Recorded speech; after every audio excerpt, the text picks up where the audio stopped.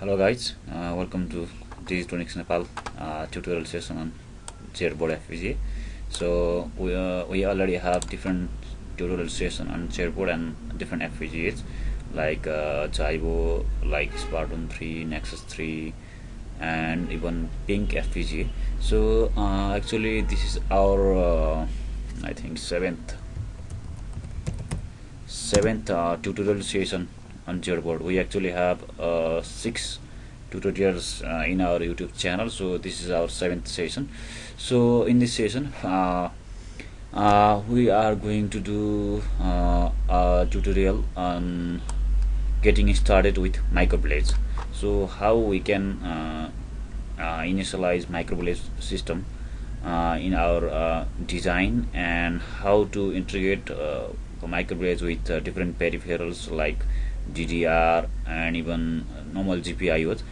And in this tutorial we are going to have some steps. So after completing the tutorial we will have create a Microblaze system. We will have created Microblaze systems in VIVADO IPI. Actually that is a block diagram based system. So after that we will create a C programming project file for processor, actually processing system of Zynq or Zedboard, and which will be done at Xilinx VIVADO SDK. So which C file will do the task of displaying hello world through hardware design.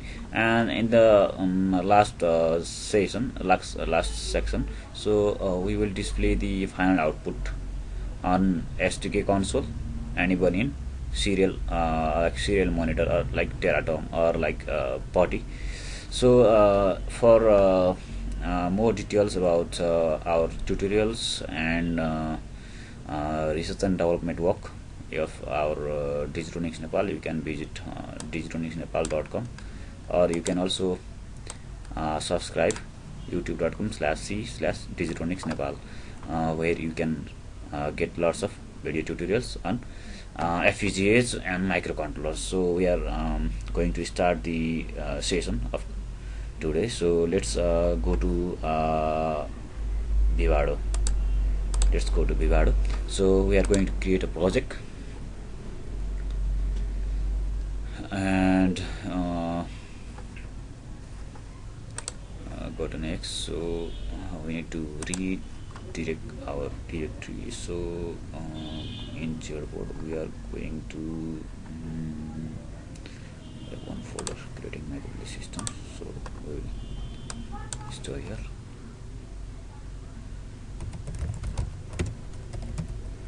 Creating Microblaze.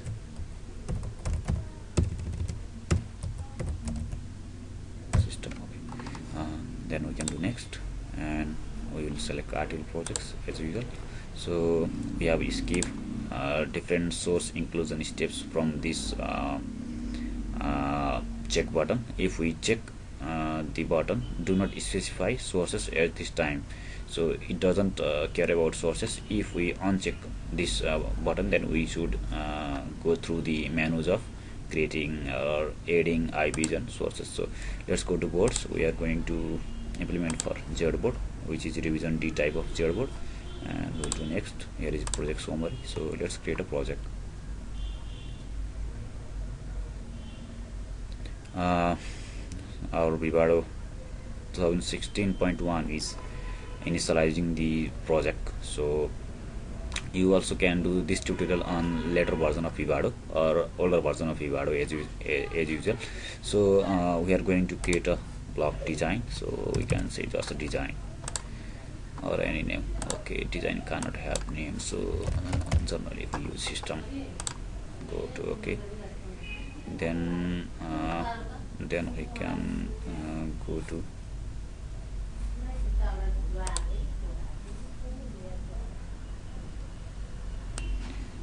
okay, our block design file is open. So we need to add our Microblaze systems. We will add Microblaze.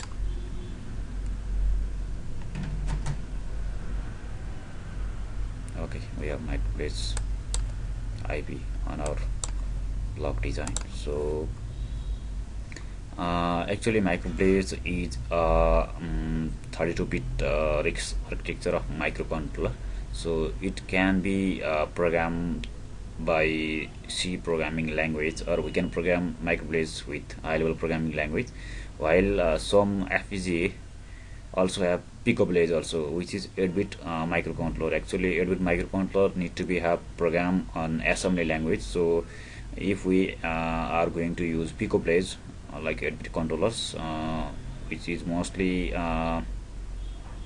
inserted in Spartan series of FPGA and other series of FPGA. So we are going to write a program for Microblaze in C and Picoblaze in assembly. So let's move to further steps. Along with Microblaze, we actually need clocking wizard and memory interface generator for complete systems. So let's add a clocking wizard.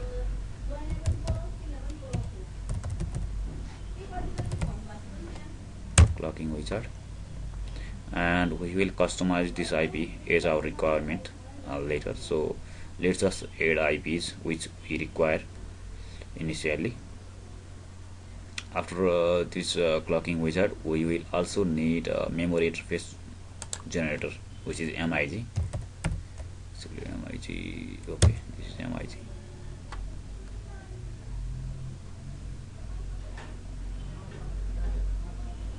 And another thing we should care about is this block diagram is updated on our system, so we can see different IPs here, and we can also view like design type of IPs, different ports and signals, and we mostly care about different board resources we have used, like we have called system clock or clocking wizard. Then we also have some normal GPIOs.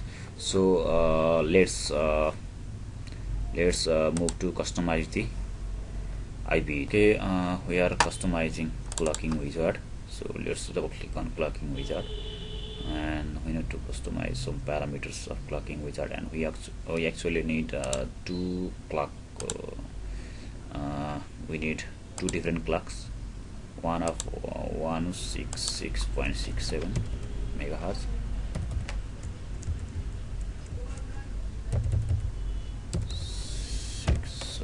67 megahertz, and another of 200 megahertz. 200 megahertz, and we also need to select actually this clock must be 667 megahertz and 200 megahertz, and we also need to select a reset type into active low, so these ports will work on active low state. Active low, okay, then we can do okay. Our customization on clocking wizard is almost complete. So now we need to go to the memory interface generator. Actually we also have included the steps on here. So this design flow is targeted for RT board, but similar design flow is using this tutorial for Zedboard or Zynq family. So process is similar. We create a block design, we validate the block design, then after we will create a system wrapper for SDL, then we will do synthesize and implementation, Bitstream generation, exporting, and launch SDK. In SDK we are going to create a hello world template, new project, then after we will customize some section on hello world. After that we will program FPGA, and we will run the project C project on SDK to system debugger setting to hardware. So let's customize memory interface generator.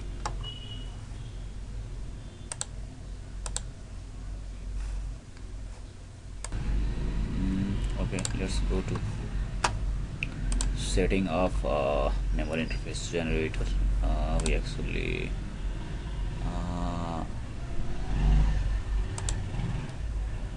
just need to click next. Actually we need DDR3 as DRAM type of controller, so let's select it and we go to the next. In this menu, memory selection, we are not going to do any changes, so let's go to controller option. We also don't need to change anything in here, and sometimes if we need to generate some different clocks, we can also customize this menu. It has selects additional clocks, so we already have generated different type of clock from clocking wizard, so we are not going to use these clocks. So instead of this we are using clocking wizard. So we also can do next. Okay,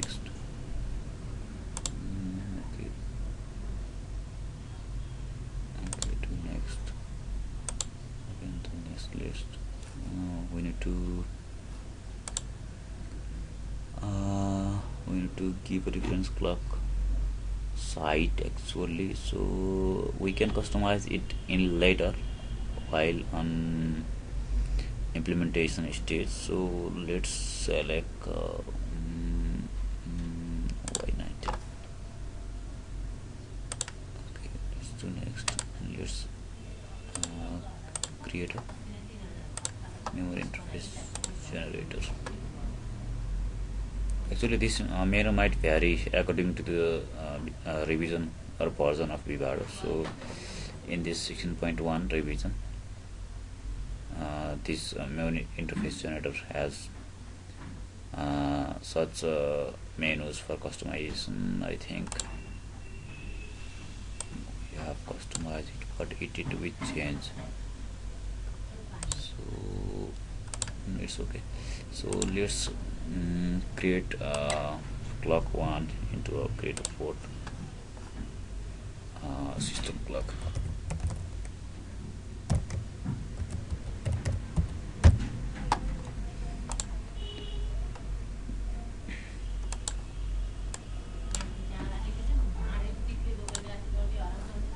Okay, we can do now run block automation. Clock out. Actually we can also do run connection automation. We can connect Mix 7 series and clocking wizard, so it has extended the clocks in outside. Okay, I have re-customized these MIG 7 series IP, so let's send it to there might have some Zedboard place. So let's send it to outside DDR3, and we need to have some connection between clocking wizard and the MIG. Let's okay guys, we are almost near to completing the customization. So we have did the customization on Mix 7 series as we did previously. Before this block there is some lacking of ports like DDR3, so we re-customized this block as the previous process, so you don't need to afraid of it.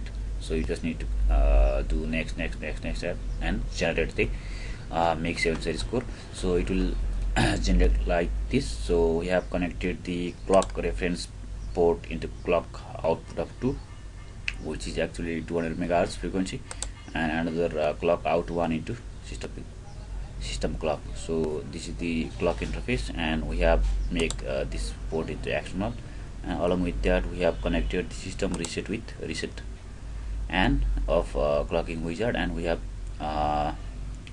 make external of DDR3. So let's do run block automation. Actually we need to select UI clock of this, and we need to have some customization feature. Let's do this feature. 32 KB non 16 KB of cache configuration, local memory is 32 KB, and clock connection to UI clock of 7 series MIG. So let's check OK. So it will add some extra blocks like interconnect, processor system reset in this design, so we can analyze those blocks accordingly.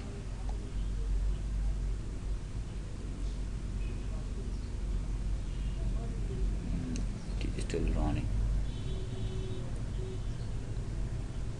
Okay, let's minimize it. So this is the major blocks of our design until now. So we can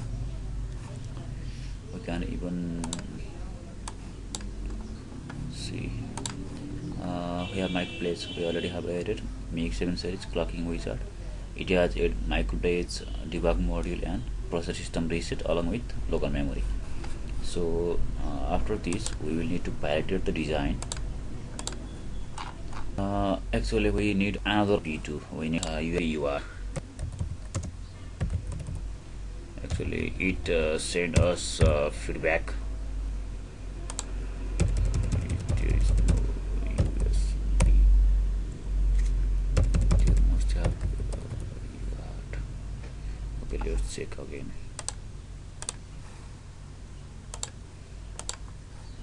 Okay, let's insert XI UART light. Actually it gives feedback to UART port, which we will going to see on Terra terminal or body. So let's do run connection automation, XI UART light, MIG-7 series, and we can click the start automation. So it will interface the building blocks like different IPs of this system design, like XI UART light, MIG-7 series into each other. So we don't need to care about in detail. Actually our design now becomes a little complicated, so let's expand it. We can see here we can have extra UART light, which actually gives us feedback in UART mode, UART communication. We have AXI interconnect and Microblaze AXI peripheral. So these all are the major steps on the system block design. So let's try to validate this design. Let's run validate design. So we can run another F6 function. So if our design is not valid, not having some typical errors, then after we can do the process ahead. So we need to check some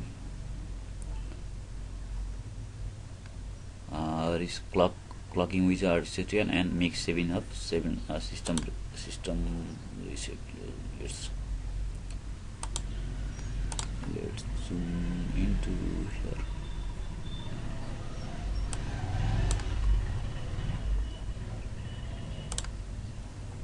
We have one message. Let's recheck this message.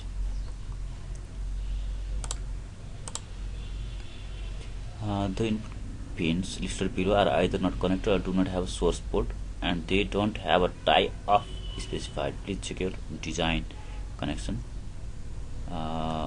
if needed. Clocking wizard reset and MIG-7 series of system reset. We have some complication, however we can go to previous step. I think we can create a SDL wrapper. So let's check into clocking wizard again. So let's go to clocking wizard, and we also can create this port. Actually this port name is reset.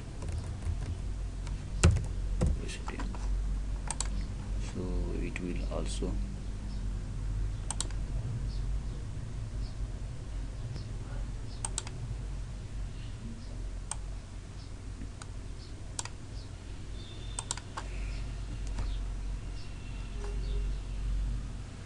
after this we might not. Let's rename it into just reset. So save design, then we can do revalidation. Let's check what happens.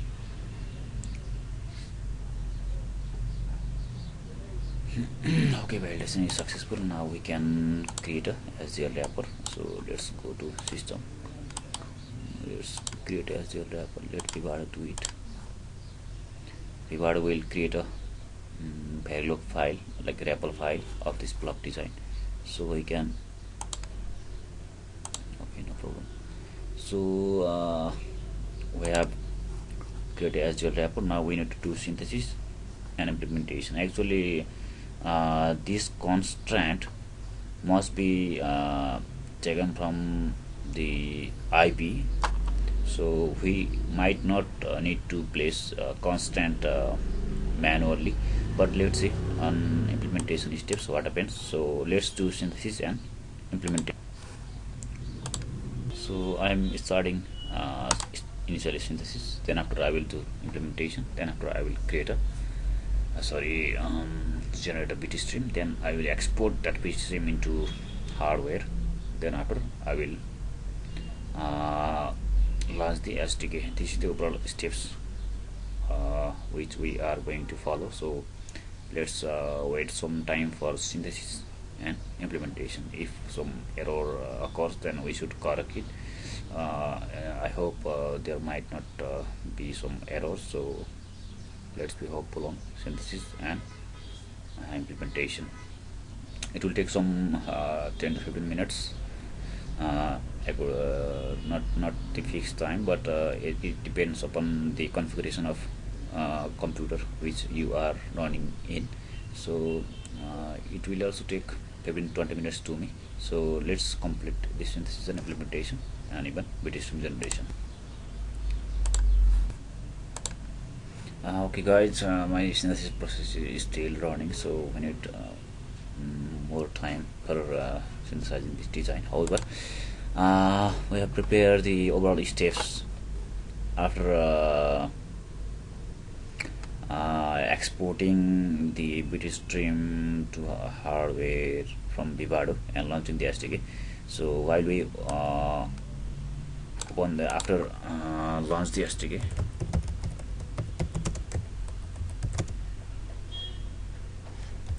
after launching SDK, this is the steps which we are going to follow.